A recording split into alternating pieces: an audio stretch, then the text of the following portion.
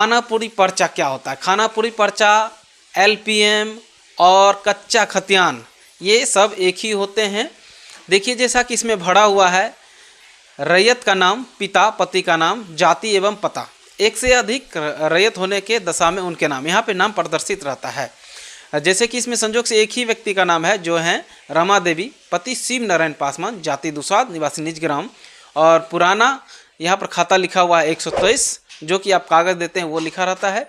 उसके बाद यहाँ पर खेसरा संख्या पुराना जो लिखा हुआ है 25, जो कि आपका CS या RS खेसरा नंबर जो भी रहता है वो होता है। उसके बाद यहाँ पर लिखा हुआ है नया खेसरा संख्या, ये आपका SS नंबर होता है। ये सबसे इम्पोर्टेंट होता है, आपका जो भी चीज़ रहता है वो SS नंबर से ईजिली जो है सो प्राप्त हो जाता है।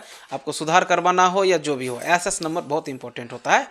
उसके बाद देखिए यहाँ पर रकबा लिखा हुआ है 31.24, 31.24 आपको पर्चा मिला वो उस प्लॉट का जिसका आपका जो सर्वे हुआ है। फिर यहाँ पर क्या है कि चौहद्दी है, चौहद्दी आप देख सकते हैं लिखा हुआ है।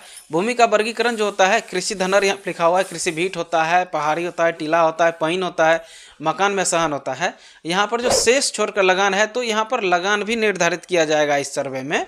उसके बाद यहाँ पर आपको जमीन कैसे सर्वे हुआ है वो ये यहाँ पर लिखा हुआ रहता है। यहाँ पर लिखा हुआ है राजस्व अभिलेख में प्रविष्टि का आधार यथा उत्तराधिकार, दान, क्रय, बदलें, अन्न।